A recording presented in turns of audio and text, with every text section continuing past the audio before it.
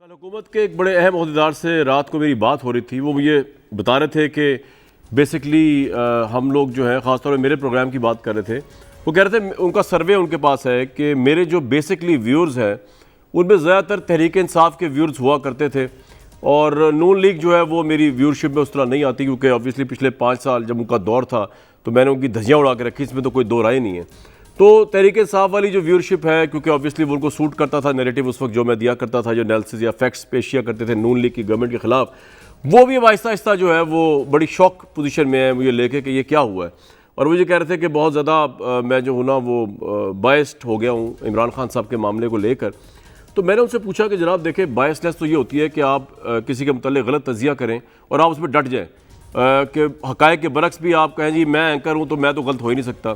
अब मैंने बुज़दार साहब पे पहला तजिया किया था इस गवर्नमेंट को लेके, और मैंने कहा था कि बुज़दार साहब जो है गलत चॉइस हैं और आप तबाही फेर रहे हैं अपनी पार्टी की पंजाब में। तो वो साहब भी ये माने कि ये वाली बात आपकी सही थी, क्योंकि अब तो 3.5 साल गुजर चुके हैं। फिर मैंने कहा जी कोरोना जो है उसके ऊपर मैंने ये कहा कि इमरान खान साहब की पॉलिसी जो है लॉकडाउन ना करने की वो गलत है, लेकिन बाद में जब मुझे एहसास हुआ कि उनका स्मार्ट लॉकडाउन कामयाब हुआ तो इसी प्रोग्राम के प्लेटफॉर्म से मैंने प्राइम मिनिस्टर को मुबारकबाद दी और तारीफ़ की कि वाकई उन्होंने बहुत अच्छा काम किया। तो जहाँ हम गलत एनालिसिस करते हैं या हमें लगता हमारा एनालिसिस गलत हो, हमें इतनी ज़रूरत होती है जो ऑब्वियसली इस वक्त जो हुकूमत की साइड पर लोग हैं उनमें हर एक में उतरी नहीं होती, लेकिन हम में होती है। फिर उन साहब ने मुझे ये भी खुशखबरी सुनाई कि उन्होंने सुनाई तो मुझे इस तरह थी कि शायद मुझे कोई बैड खबर होगी मेरे लिए, लेकिन मुझे खुशी की बात थी। उन्होंने कहा 3 महीने में इमरान खान साहब और उनकी गवर्नमेंट माशी बहरान से निकल आएंगे बाहर। तो मैंने कहा मेरे भाई हम भी पाकिस्तानी, आप भी पाकिस्तानी हैं, इमरान खान साहब हमारे प्राइम मिनिस्टर हैं, मुझे इससे ज़्यादा खुशी हो ही नहीं सकती अगर इमरान खान साहब जिस तरह आप फरमा रहे 3 महीने बाद कुछ ऐसा होने जा रहा है जिसकी डिटेल उन्होंने मुझे अभी नहीं बताई उन साहब ने, कि पाकिस्तान मईशत के बहरान से निकलेगा। सबसे ज़्यादा खुश मैं हूँगा। हम यहाँ प्रोग्राम मुल्की मफाद के खिलाफ तो नहीं करते, हम तो जो देख रहे हैं वो रिपोर्ट करते हैं। पहले इमरान खान साहब की बातें बहुत अच्छी थी, 5 साल इक़्तिदार नहीं था उनके, जो बातें करते थे उनके हक में चली जाया करती थी। अब ऑब्वियसली पावर उनके पास है, तो अब मईशत में बात आ गई। ये वाक़या सुनाते आपको। और एक बात और जो मैं शायद उनको नहीं कर सका, टाइम की किल्लत थी, आज बता दूँ, मुझे इससे कोई फ़र्क ही नहीं पड़ता मेरा व्यूअरशिप कौन है और किस पार्टी का है। मेरा फ़र्ज़ ये है कि अपने ज़मीर और अल्लाह ताला को आपने जवाबदेह होकर प्रोग्राम करना है कि जो फैक्ट्स आपके सामने आएँ वो लोगों के सामने बयान कर दें और नेक नीति तजिया करें। गलत है तो अपोलोजाइज़ करें, उसको करेक्ट करें। अदरवाइज़ ये क्या होता है कि इस पार्टी का व्यूअरशिप उस पार्टी का, मैं तो भाई पूरे पाकिस्तान के लिए शोज़ करता हूँ अल्लाह के फजल से और उनके इशूज़ को सामने रखता हूँ। पार्टी से मेरा क्या ताल्लुक। मईशत की पोजीशन ये हो गई है कि स्टॉक मार्केट में आज शदीद मंदी है। अब गवर्नमेंट चाहती है कि इसको इस तरह रिपोर्ट ना किया जाए। वो ये भी कह रहे थे हुकूमत के लोग कि जी ये हमारा चैनल जो है वो 5 पैसे भी बढ़ जाए तो महंगाई की खबर को बढ़ा चढ़ा के बयान करता है। भाई महंगाई है, लोग मर रहे हैं, महंगाई से तो बता रही हैं। अब ये स्टॉक मार्केट में शदीद मंदी होगी, सरमायाकारी 332 अरब रुपये आवाम की डूब गया। मेरा शो और दुनिया न्यूज़ क्या करे, बताना ही पड़ेगा आपको। डॉलर इंटरबैंक मुल्क की तारीख की बुलंद तरीन सतह पर पहुंच गया। इस वक्त ओपन मार्केट में जो ऑफिशियल ये बता रहे हैं वो तो है 176, लेकिन मैं आपको जिम्मेदारी से बता रहा हूँ, आप डॉलर खरीदने जाए पहले तो मिलेगा नहीं, मिल जाएगा तो 180 से कम अगर आपको कोई दे दे तो आप मुझे बताइएगा कि मैं ये भी खबर चला दूंगा। ये स्टॉक एक्सचेंज गिरने के ऊपर जो अपोजिशन ने बड़ा वावला किया और 2 चीज़ें सुनवाएं तो 2 लीडर्स की, और दिफाई पॉलिसी भी वो समझते हैं पाकिस्तानी कॉम्प्रोमाइज़ हो रही है। शाहिद खाकान अब्बासी साहब, ख्वाजा आसिफ साहब, उन्होंने आज क्या कहा, और हुकूमत के पास जैसे कि मुझे हुकूमत के वो अहम 3 शख्सियत कहते हैं कि 3 महीने में ये पाकिस्तान निकल आएगा, तो आज हम हुकूमत के आज के रिप्रेजेंटेटिव से पूछेंगे कि वो 3 महीने में उनको भी पता है इस बात का किस क्राइसिस से हम निकल सकते हैं। तो बड़ी अच्छी बात है, हमसे भी शेयर करें। पहले सुन लें जी क्या कहा शाहिद खाकान अब्बासी साहब और ख्वाजा आसिफ साहब ने।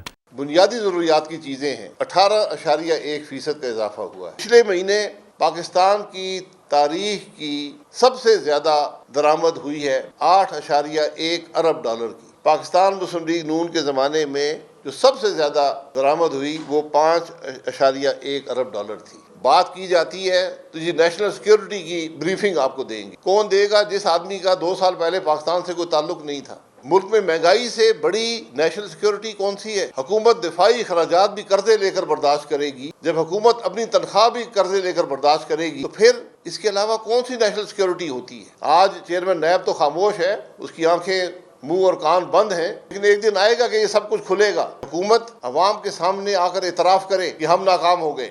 आज सिर्फ एक रास्ता है, वो रास्ता है मुल्क में फौरी और शफाफ इंतखाबात। महंगाई जो है आसमान से बातें कर रही है, रियासत दिवालिया हो चुकी है, आग लगी हुई है सारे मुल्क में और इमरान खान बांसुरी बजा रहा है और मुल्क जल रहा है। हम उसकी ये बांसुरी बजाने का सिलसिला खत्म कर देंगे। लोग अपने गुर्दे बेच रहे हैं, अपने बच्चे बेच रहे हैं, खुदकुशियों पे मजबूर हो गए हैं। अली रिजवान जमान साहब, कोई ये खुशखबरी है कि 3 महीने बाद कम से कम या 4 महीने बाद हम ये इस कस्बा पुरसी या इस प्रॉब्लम से निकले? आज स्टॉक एक्सचेंज में 2000 पॉइंट्स गिरे।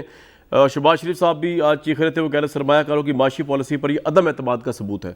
नहीं, स्टॉक एक्सचेंज में हुआ है, आज ड्रॉप हुई है, पर आप देखें ना कि पिछले साल इसी टाइम के ऊपर वो किस जगह पे खड़ी हुई थी, लगभग इसी जगह पे खड़ी हुई थी। ये ऊपर और नीचे होता रहता है स्टॉक एक्सचेंज के अंदर। दूसरी तरफ आपने कहा कि 3 महीने वाली बात देखें, कोई भी अगर थोड़ा सा देख रहा होता है कि दुनिया के अंदर जो डिमांड एंड सप्लाई का मसला क्रिएट हुआ था, जिसकी वजह से कमोडिटी प्राइसेस ऊपर हुई थी, जिसकी वजह से पेट्रोल प्राइसेस ऊपर हुई थी, जिसकी वजह से खुदनी तेल की प्राइसेस ऊपर हुई थी, और जिसकी वजह से ओवरऑल पूरी दुनिया के अंदर महंगाई का एक पूरा आप देख रहे समुंदर आया हुआ था, जिसकी वजह से अमेरिका के अंदर आप देखें 21 साल के बाद सबसे ज़्यादा महंगाई हुई है, जर्मनी के अंदर 28 साल बाद सबसे ज़्यादा महंगाई हुई है।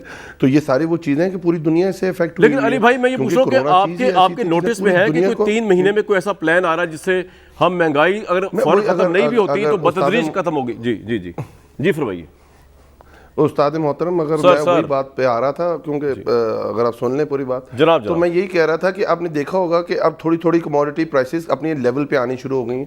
आपने देखा कि पेट्रोल की प्राइसेस, जो ब्रेंट की प्राइस है वो गिरी है, वो उसके जो कुछ भी अनासर हो सकते हैं, पर वो गिरी है। बाकी जगह भी थोड़ी रिलैक्सेशन आपको नज़र आ रही है, जिसकी वजह से जो कमोडिटी प्राइसेस की वजह से आपका जो इम्पोर्ट बिल है वो बढ़ा है। इम्पोर्ट बिल जब आपका बढ़ता है तो आपका करंट अकाउंट डेफिसिट बढ़ता है, जब करंट अकाउंट डेफिसिट बढ़ता है तो रुपये पे प्रेशर आता है। बट इस चीज़ की वजह 3 महीने में हम ये देख रहे हैं कि इंशाअल्लाह आप देखें जो कोल प्राइसेस $250 पे चली गई थी वो वापस रिवर्स हुई हैं, वो लगभग $250 के ऊपर आ गई हुई हैं। इसी तरह खुर्दनी तेल की प्राइसेस थोड़ी कम हुई हैं, उससे आपका इंपोर्ट बिल भी कम होगा, आपकी एक्सपोर्ट्स वैसे बहुत अच्छी जा रही हैं। इस साल इंशाअल्लाह ताला हम पाकिस्तान की तारीख की सबसे ज़्यादा एक्सपोर्ट $37 अरब करेंगे। इस साल पाकिस्तान की तारीख की सबसे ज़्यादा रिमिटेंसेज होंगी जो $32 अरब पे होंगी। इस साल पाकिस्तान की दुनिया का सबसे बड़ा ट्रेड बास्केट होगी जो 69 बिलियन। अच्छा, ये पेट्रोल की कीमत बढ़ी आपके ख्याल में घटी है? $3 बिलियन घटी है अली रिजवान साहब, ये तो 145.7 कम हुई है। अच्छा, उससे कम हुई है।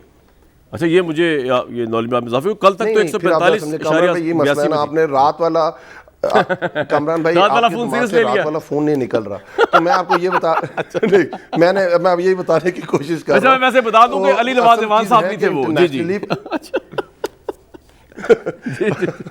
और मैं भी बता रहा हूँ वो कामरान शाही नहीं थे जिनसे मैंने रात को बात की। अच्छा चले फिर तुसी कैप्टन सफदर साहब को बच जाना, लेकिन चलो बाहर चलो इंटरनेशनली प्राइसेस नीचे आई हैं। आपने देखा है कि 85 से कम होकर कोई 70 के लगभग आई हैं, $70 के ऊपर आई हैं। पाकिस्तान के अंदर प्राइसेस कम नहीं हुई, क्योंकि आपने जो IMF के साथ जो डील की हुई है, जो हमने अब ये बात आपने सही कही था, और जो PDL को हम नहीं बढ़ा रहे थे। बिल्कुल ठीक। सर, एक चीज और सुन ले अली भाई, एक मिनट, ये IMF की डील जो है ना, ये आपको लगता है कि गले पड़ेगी हुकूमत के? तो पड़ेगी, लेकिन अवाम के पड़ेगी। आपके अपने गवर्नर क्या कह रहे हैं, जरा सुन के फिर इकट्ठे कमेंट कर। सुरबानी चौधरी साहब IMF की डील की, उन्होंने बड़े गजब की बात की।